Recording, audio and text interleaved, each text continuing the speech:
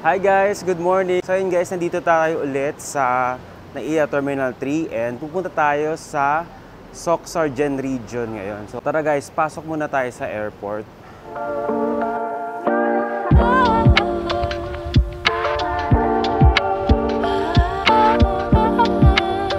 Nakapagpa-print na tayo ng boarding pass natin. Papunta na tayo ngayon sa domestic na boarding area.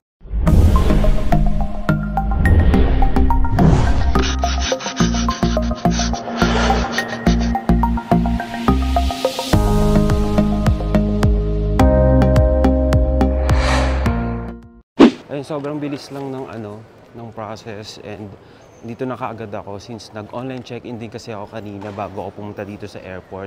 Punta na ako ngayon sa boarding gate ko. Ang boarding gate natin is boarding 132 and 3:25 yung boarding time natin. Mas maganda mag-flight ng early morning talaga kasi hindi ganun karami yung tao dito sa airport and ayun, mas hindi crowded. So mas mabilis ka makakilos, mas mabilis yung mga pila-pila sa check-in, yan ganun. So by the way guys, i-share ko lang yung flight ko pala na binook is Manila to Jensan and then Cotabato to Manila. Iikutin ko yung Soc-Sargen area. Tingnan natin kung ano yung mga mapupunta natin and yun, meron akong itinerary na ginawa and based din lang sa mga nakita ko sa mga vlog and sa DIY Travel Philippines. Actually, that pala kasama ko yung mga pinsan ko kaso unfortunately, meron silang mga sakit-sakit ngayon kasi uso kasi ngayon yung mga sakit guys. Anyway, tuloy pa rin tayo kahit solo travel tayo. Parang this year, pang third ko na to na solo travel. So, di ba? Talagang kinakarir ko yung mag-solo travel. Once na natutunan nyo yung pag-solo travel, masaya din mag-solo travel talaga. Parang fulfilling siya pag nagagawa mo din. Ayan, dito na tayo sa boarding gate 132.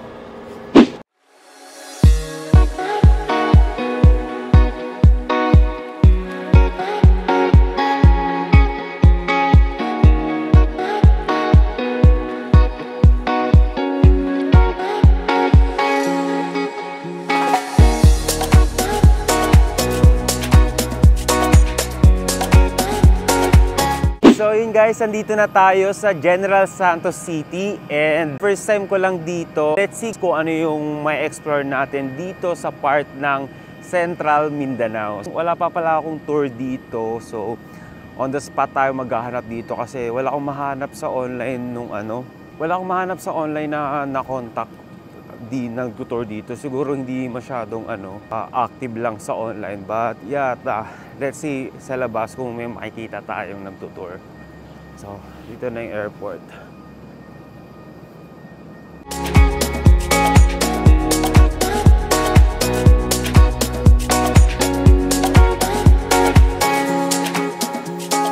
So, ayun guys, from dito sa General Santos Airport, kailangang sumakay ng taxi or motor papunta sa mismong city. So, maghanap ako ng masasakyan. Kaya nakamotor ba kayo? Opo. Papunta sana ako sa city.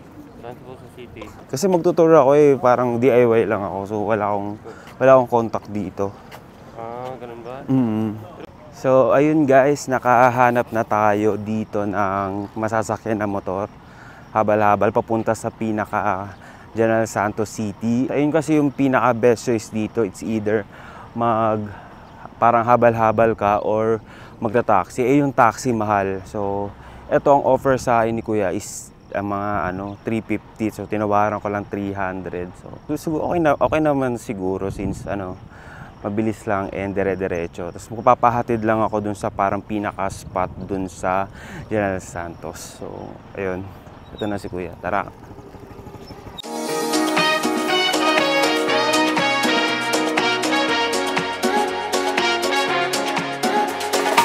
So, andito na tayo sa labas ng General Santos and nandito rin yung signage na SOCS or shortened lang to ng Soc-Sargen. So, dito tayo sa Region 12 sa Central Mindanao.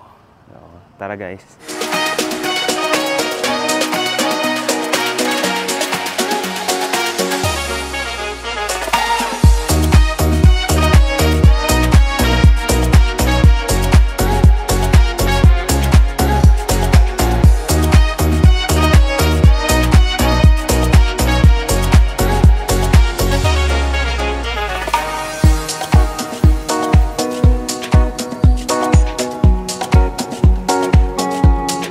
So dito tayo nagpababa sa Plaza General Santos dito sa city ng General Santos. Isa to guys sa pinakamalaki nilang park dito sa Gensan and isa din to sa pinaka-busy na park talaga nila. Katulad ngayon, dami nag-exercise, nagja-jogging, and para siyang isang malaking rotonda dito. So pabilog din to, sobrang laki. And andi dito din banda yung City Hall nila sa tapat ng Plaza General Santos. So meron pala ditong signage ng hashtag Gensan. Tara, puntahan natin. Andito na tayo sa hashtag Gensan. Dito lang din to sa loob ng Plaza General Santos.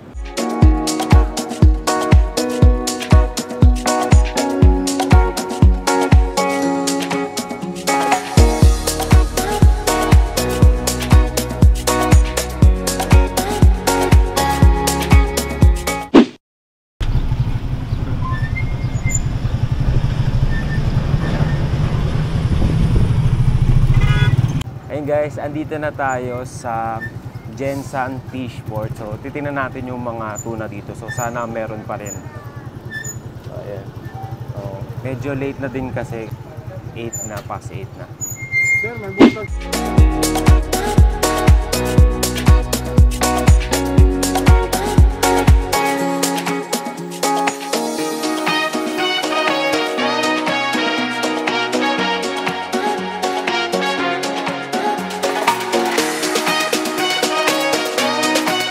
Katatapos lang natin sa tuna fish port dito sa Gensan. Bawal lang mag-vlog sa loob kasi strict din sila and kailangan din naka proper attire. So sa labas ng fish port, may rentahan doon ng bota at saka yung pajama kung wala ka or yung pants.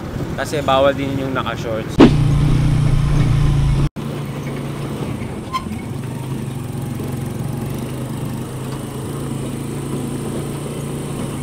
Papunta na tayo ngayon sa Sarangani Highlands. So malapit lang din siya sa Fishport ng konti and medyo rocky road lang, so medyo mahirap yung tricycle pag nahihirapan yung tricycle pag paakyat na.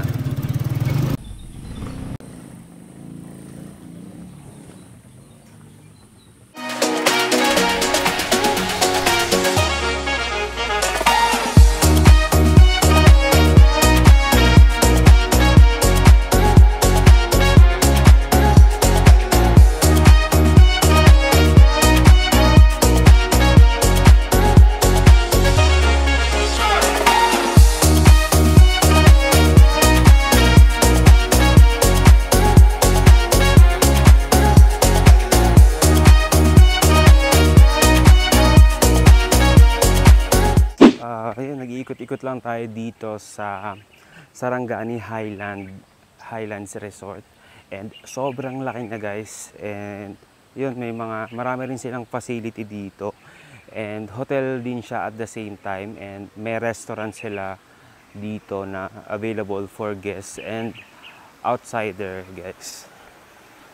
Then may fish pond sila dito and mga pool. May entrance pala dito guys na 150 pesos if hindi ka guest dito or hindi ka naka-check-in katulad ko. Nag-walk-in lang ako dito. Pwede naman. And ayun. So far okay naman. Ang laki lang ng place. Parang ang hirap na libutin pag day tour ka lang. Sobrang lawak and medyo mainit din habang naglalakad-lakad.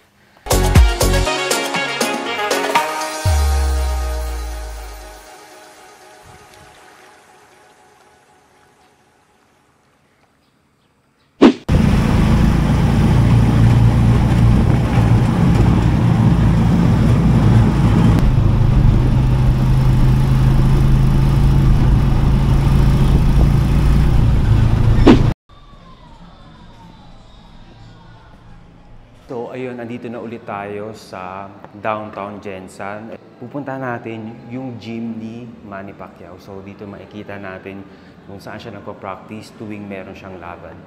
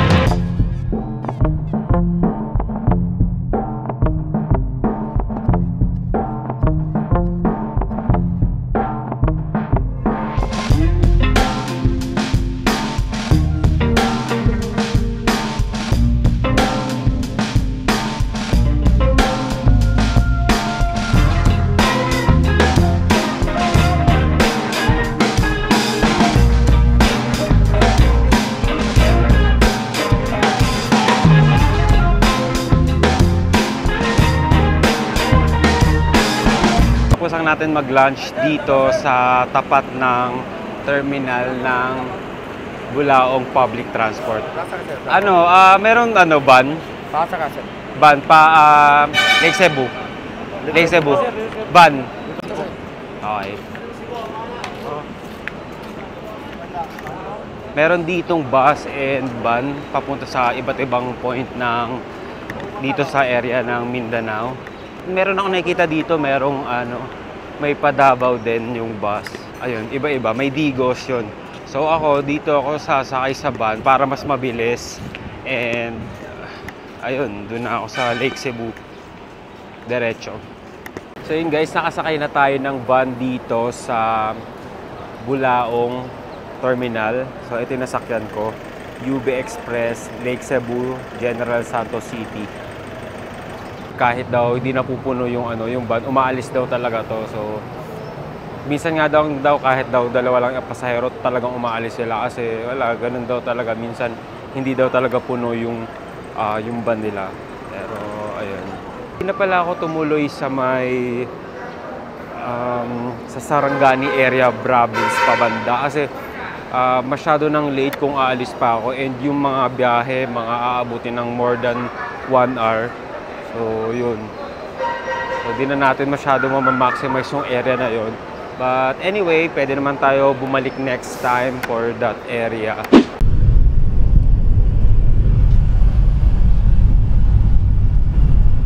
Kabababa lang natin sa van and andito na tayo sa SLT na homestay. So tara guys, akyat tayo.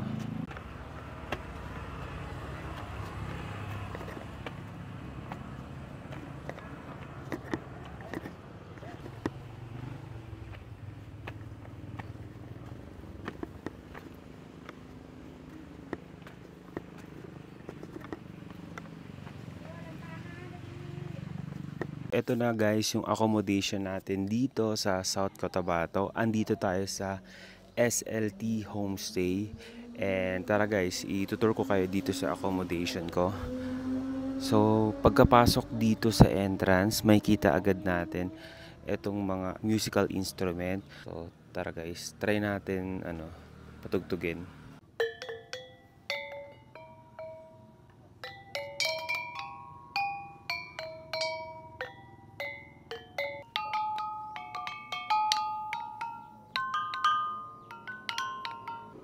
Meron din sila palang mga Tibuli attire dito na pwedeng i-rent.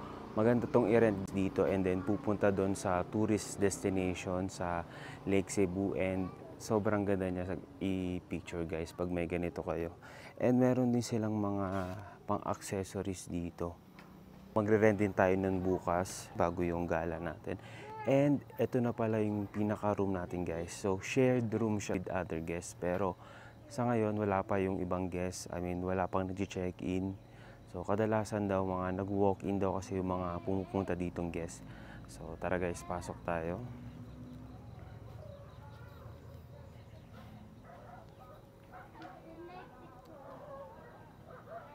Yun. Ito pala yung bed ko guys. So, may na siya. Malambot na siya. And then, meron siyang unan. And then, yung kumot. Tapos may malaking window sa side.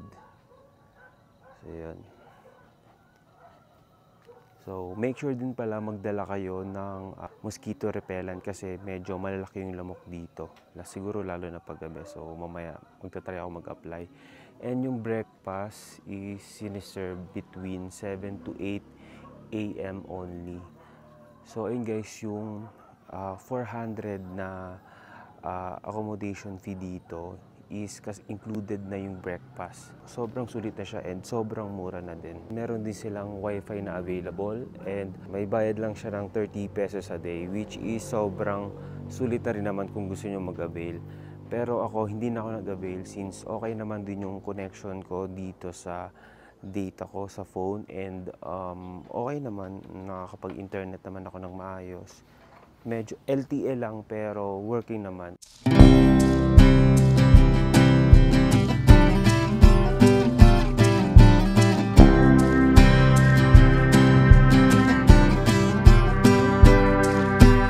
Meron din pala silang full body mirror dito kung gusto nyong mag-try kayo ng mga costume, ng mga Tivoli. Tapos check nyo dito. And yung mga CR din pala nila nasa baba, hiwala yung shower and yung toilet. So ayun guys, quick update lang. And ako pa lang yung nandito naka-check-in sa SLT Homestay and wala pang ibang mga guests na dumadating so far since kanina. Ayan. So pa-sunset pa lang din, mga 5 o'clock na. And nakapahinga na rin pala ako kanina and nakapag-check ako ng Tivoli costume ko. So eto guys. So tinabi ko na kasi gagamitin ko siya bukas sa tour. So yun, medyo gabi na and maghanap tayo ng makakainan natin ngayon for dinner. So lakad-lakad lang ako dito muna. Ito, meron ako nakita. Guys, dito ako magdi-dinner sa Lantau Lake. Tama ba? Lantau Lake? Sa ice cream, ano pong bestseller niyo? Actually po yung taro. Yung unang kinuha, Ito? Magkano yung ganito? 35. Sige, mag-add na lang din ako.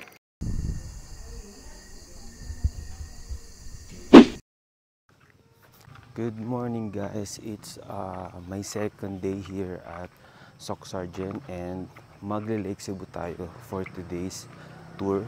Teka lang, nasa baba na daw yung guide ko.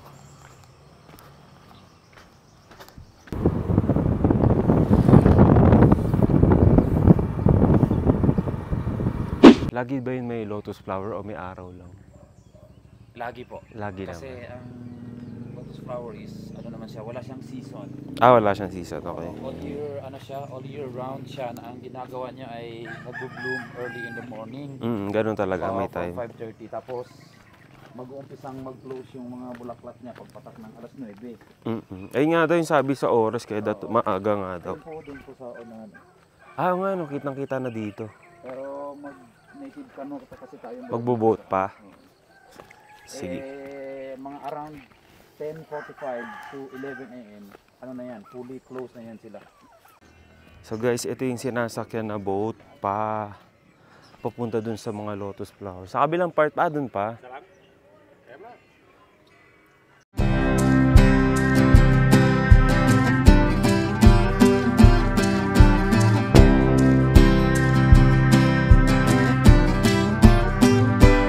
Post kasi ang ibig sabihin yan ay para sa mga warrior. So itong ganito na ayos is both combination ng sa performer and sa dating po. Sila lang. Ayan, bali okay na yan. No? Yan ang bagay naman po sa inyo. Pinisuit natin guys. Dadalhin ba natin itong ano? Dadalhin ko tsinelas, okay lang.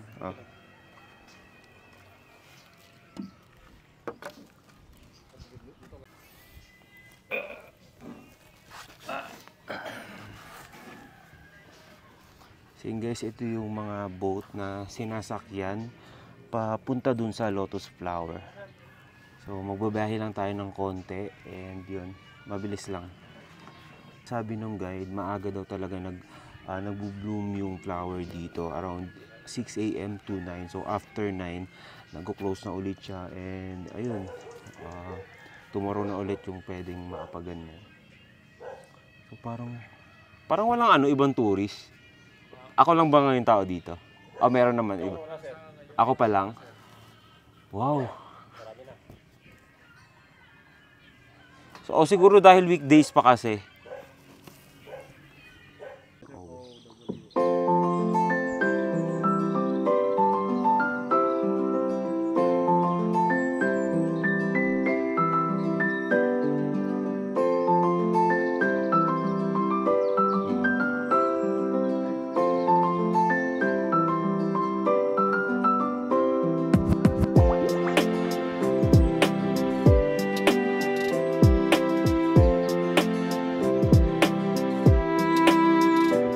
Malapit na tayo sa mga lotus flower. Ito na guys, tanaw na. Ito lang ba yung part na may lotus flower? Actually, Meron pa dun sa ibang part. Merong lotus, pero hindi siya ganun karami. Okay. Ito talaga yung pinaka the best spot. Ito yung identified ng Lake Cebu Tourism and the Provincial Tourism Office na area for picture. Okay. Dito rin nag-picture ng si Catriona. Yes po sir. Nice. Saka native canoe din ang gamit ko. yung mga lotus, akalain natin typical lang silang lumulutang. Mm-mm. Honestly, hindi po. Kung gaano kalalim ang tubig dito, gano'n din kahaba ang stock mo. Wow. Tumutubo po siya mula sa mud doon sa ilalim. Welcome to Lake Cebu!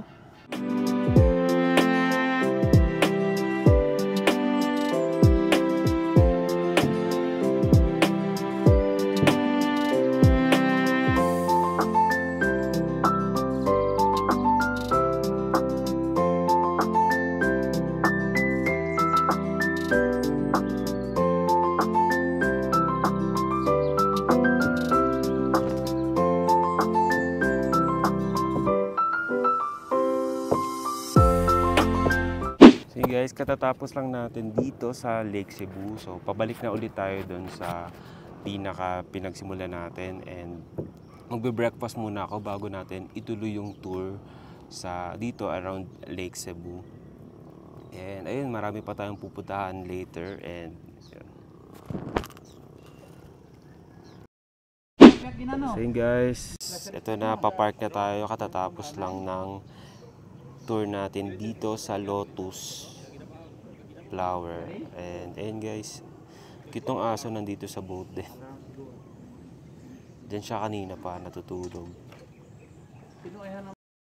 So yun guys, pagkatapos natin sa Lake Cebu, dito naman tayo sa Lake Cebu. May entrance fee lang na 30 pesos. Tara, pasok tayo guys.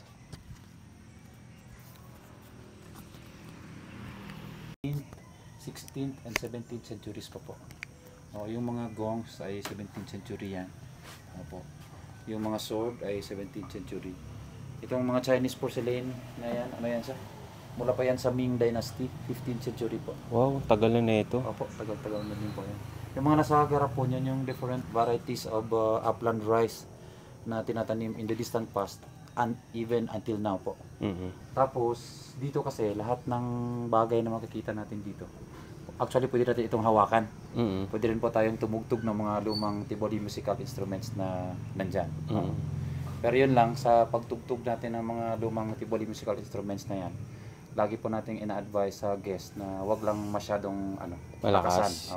Actually, we are not so overprotected naman na baka masira siya. It's just that lang kasi, ang mga ancestor kasi namin in the distant past, mga animist po sila. So naniniwala sila na lahat ng bagay dito sa mundo, maliit man o malaki, may buhay man o wala, there are gods and goddesses who own those certain things.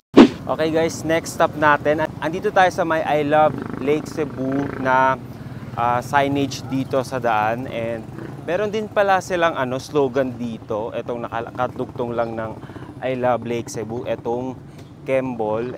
Ito ay Tiboli word na ang ibig sabihin ay moving forward. And dito naman sa loob, dito yung Tiboli na legendary hero nila na tinatawag na nakasakay sa kabayo.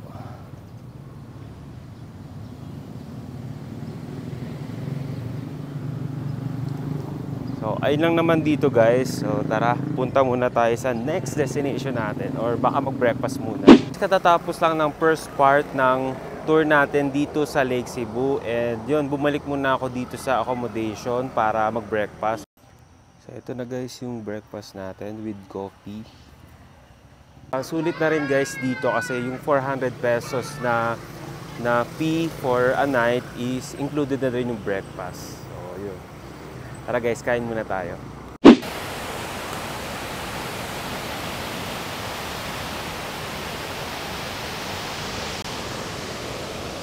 Andito na tayo sa Falls 1 or tinatawag na Hikong Alo. Yung tubig kanina dun sa una natin pinuntahan sa may lake, usually dito daw yung lumalabas. Itong tubig na to, galing siya doon. So dahil nga hindi ganun kalinis na yung tubig doon masyado, hindi na talaga siya masyado nasiswimingan din.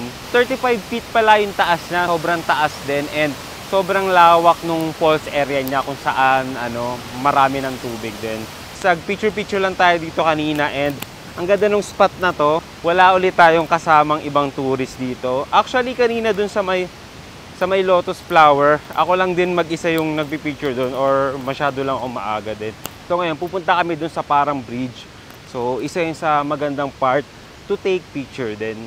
So, Ito yung kasama ko guys, si Kuya Tour Guide. So, si Kuya Tour Guide na din yung pinaka nagpipicture sa akin dito sa mga pinupuntahan namin dito. So, ayun guys, katatapos lang natin mag-picture-picture dun sa may falls, sa Falls 1. And ngayon, dito naman tayo sa may zipline dito sa Lake Cebu. And yun, kinakabahan na naman ako. Sige, Kuya, game. Let's go, kinakabahan ako. Last dive.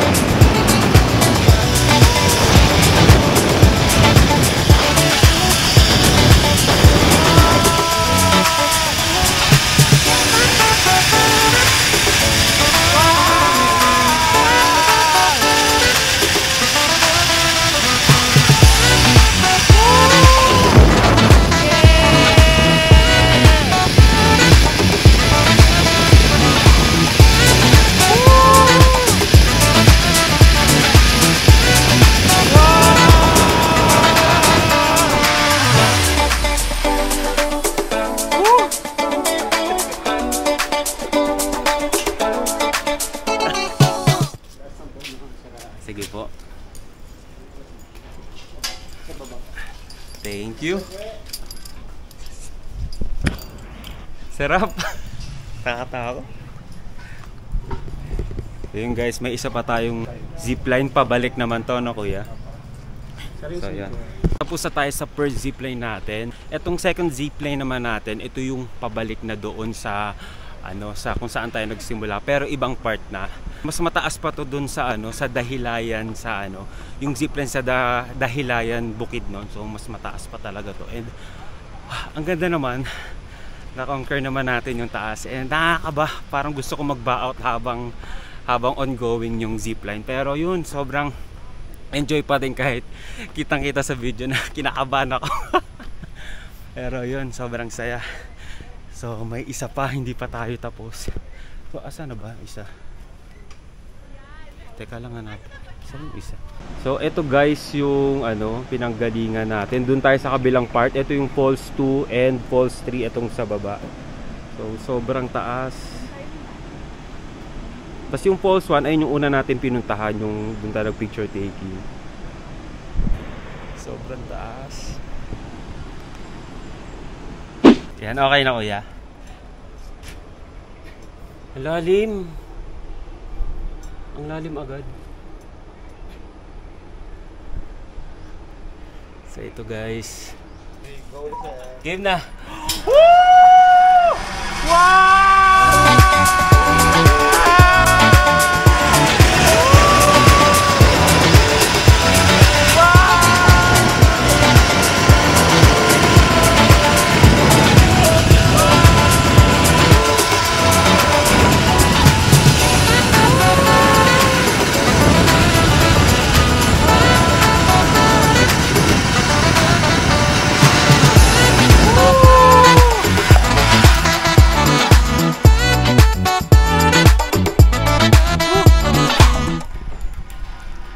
Best. Success, sir. Success. Kahit kinakaba-kabahan pa.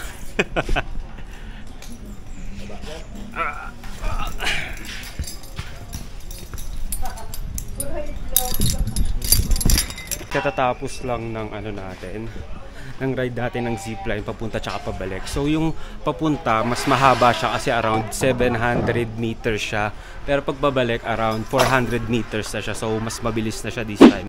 Yan guys, pagkatapos nyong mag zipline, pwede kayo bumili ng mga souvenir item dito pagkababa nyo ng zipline. So marami silang iba't ibang item dito, and may mga may mga damit, wallet, mga accessories, bracelet, and itong rep magnet. Ito yung binili ko guys, yung bracelet, and bibili din ako ng rep magnet.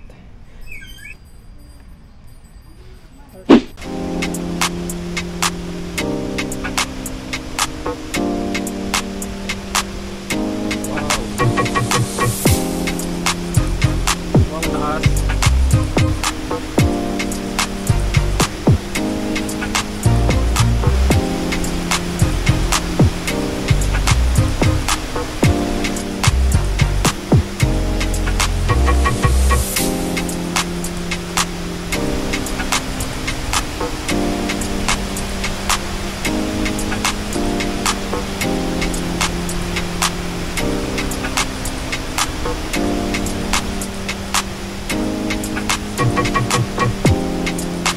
pagkatapos nating sumakay ng zipline, walking distance na lang yung papunta dito sa Falls 2. So around 3 to 5 minutes walk lang. And itong Falls 2 guys, tinatawag din siyang Hikong 20. So ibig sabihin ng Hikong, same lang sa sa Falls 1, ibig sabihin nun is falls, and yung 20 naman, ibig sabihin nun is immeasurable. Kasi daw, yung mga dati daw na tao na na nandito, hindi daw nila masukat kung gaano daw kataas itong falls na ito. Dahil nga before pa, wala pang pangsukat talaga na official. Sabi ng sa tourism naman daw, yung official height daw talaga nito is around 70 feet, mga ganong kataas siya. And guys, sobrang ganda niya and sobrang majestic kasi napapaligiran siya ng parang malaking bato. So parang nasa loob siya ng malaking bato. So tingnan nyo guys. So ayan. So yun guys, so okay na tayo dito. Punta na tayo sa next destination natin.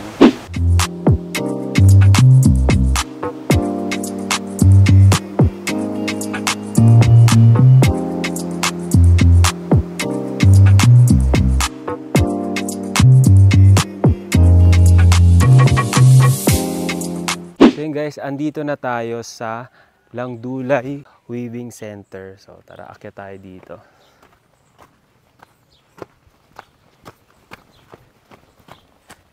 Saan? Ito.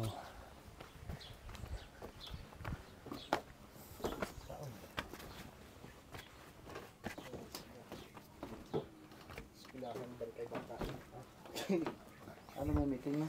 Register po. Nandito tayo sa weaving center ni Langdulay. Okay, ang Lake Cebu Tourism kasi ay nag-offer ng CAN, CAN, that's culture, adventure, and nature. Now, medyo halos na experience na natin yun kasi kanina nag-ride tayo ng native na kano and nakapag zipline na kayo. That's part of the adventure. And tawag doon, yung culture is nag-rent na kayo ng antibody attire. And yung nature attractions natin, nakaano na tayo sa waterfalls and lakes. So, one of the top cultural attraction dito sa Lake Cebu is itong weaving center ni Langdulay. Si Langdulay nga pala is a national artist from the Taboli tribe, declared by President Fidel Ramos in the year 1998. Na unfortunately po, namatay na po yan siya noong April 2015 at the age of 84. Pero take note lang po natin yung pagiging national artist kasi dalawang kategory yan. Yung category 1 is Order of the National Artist. At yung category 2 is Gawad sa Malilikha ng Bayan. So si Langdulay recipient siya ng category 2, Gawad sa Malilikha ng Bayan Award dahil po sa mga mga artwork niya. Itong tinalak fabric. Okay. Pero before pa po ito ma-achieve itong mga ito, after dying, i-air dry tapos iwiwib pa po doon sa kabila. Yung isa-isang pinapasok ang mga hibla.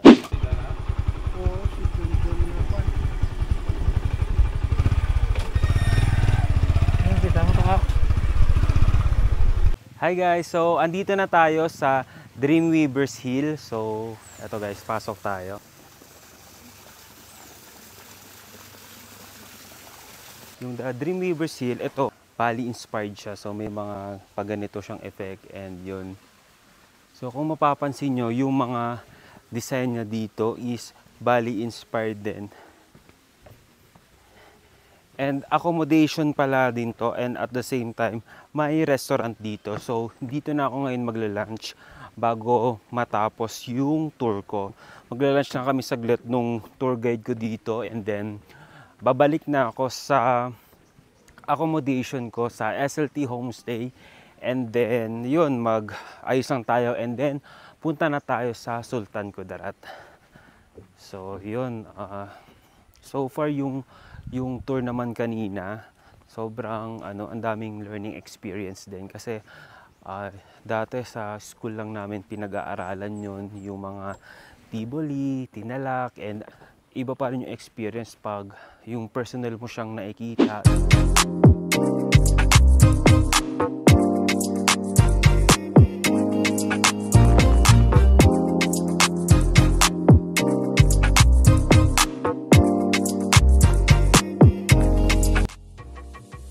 So ito guys, yung in-order namin, chicharon tilapia. Ito daw yung isa sa pinaka-best seller nila dito.